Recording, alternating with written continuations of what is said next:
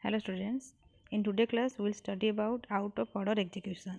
Okay, so in this figure instructions are dispatched in the same order they are appear in the program.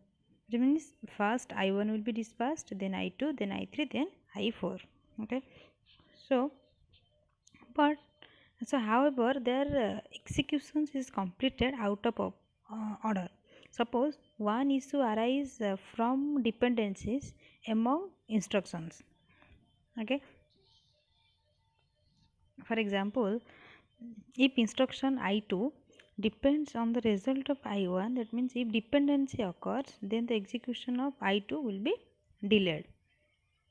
Okay, so here, okay, if I2 will depend on the result of I1, then the execution of I2 will be delayed. Okay, so as long as sort dependencies are handled correctly, there is no reason to delay the execution of an instruction. Okay, so however new complications arise when you consider the possibility of an instruction causing an exception. Okay, that means we have to check, or we have to detect the instruction which will cause the exceptions. Okay, so new compilation arises when you consider the possibility of an instruction causing an exception. Okay, so exceptions, how it will be caused? Exceptions are some cases which is not in the system's consideration. That means if something doesn't happen according to your view or your point of view, then that is exception. Like we have sometimes we call it that boy is exceptional case. Why? Because he is different from others. His features is different from others. Okay, so exception may be caused by boss error during an operand fetch or by an illegal operation. Anything, exception can be is caused by anything, and that exception causes an error. Okay, and that is the reason of an error. Exception may be of many types, like in program when we are defining an array of size 5 and we are entering the value six values, then it will give us a error that that array is out of bound. Okay, so that is array out of bound exception is there. Okay, when you will study programming, basically Java, in that point of time you will study about the exception, how the exceptions will occur and how we'll handle it in a programming concept.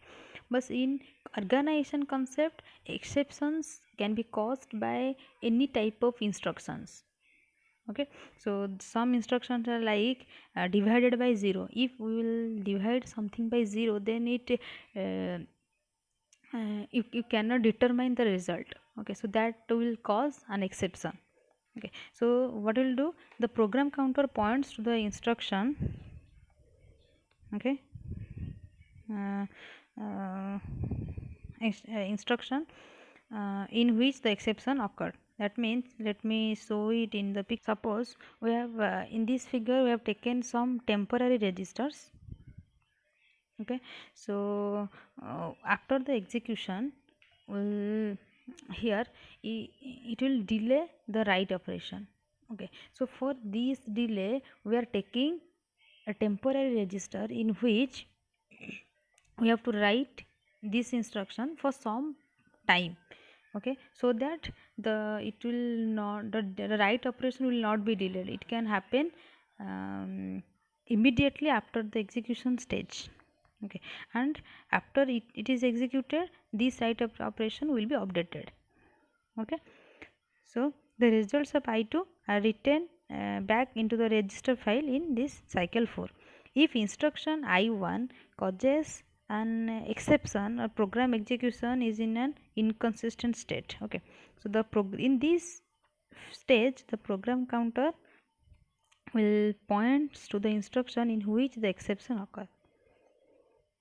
Okay, so however, one or more of the succeeding instructions have been executed to completion. If such a situation occurred, then the processor will said that it have an exception. That means like branch condition, when branch is occur, then program counter automatically jumps to the branch instructions address. Okay, so here when exception will occur, the program counter will point to the exception instruction, the instruction which causes an exception. Okay, so, to guarantee that the result of execution must be written into the destination location in the order. Okay, this means we must delay the step w2, okay, until cycle 6. Okay, so we have to delay this until the cycle 6. Okay, here we have to delay it, here delayed write, and here using temporary registers. Okay, so if an exception occurs during an instruction, all instructions which were followed by that may be partially executed or discarded.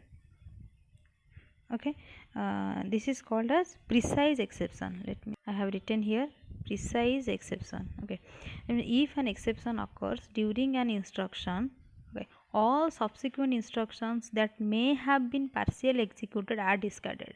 That means if a instruction causes an exception, then all the subsequent instruction, that means the instructions dependent on that instruction, will be discarded. Okay, like in the previous example, if I2 depends on I1, then I2, when I1 will execute in the execute phase, then I2 may be in the decode phase. Okay, and if I2 will gives rise an exception, then I2 will automatically discarded. So that is called as a precise exception. Okay, so it is easier to provide precise exceptions in the case of external interrupts. Okay, when an external interrupt is received, the dispatch unit stops reading new instructions. Okay, dispatch unit means your decode unit.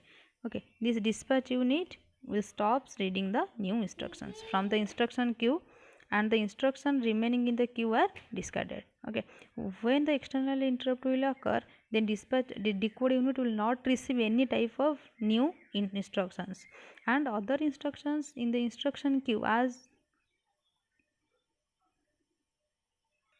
I have discussed in this picture, that from the instruction queue it will come to the dispatch unit, then execution unit. Okay, so if instruction will occur an exception, then the dispatch unit will stop this. Okay, and all the instructions which are in the instruction queue will be discarded, then the new order will be set. Okay, so all instructions whose execution is pending continue to completion. Okay, that is in the waiting state, that will be continue. At this point the processor and int register and in a consistent state, and interrupt processing can begin. Okay, in this way you can this way we can deal with out of order exceptions. Okay, by either by using delayed writing, okay, or by using some temporary registers. Okay, because if you will not do so, then the instructions will be discarded, all of the instructions. So you have to handle this out of order execution by using these two methods: delayed the writing and using the temporary registers.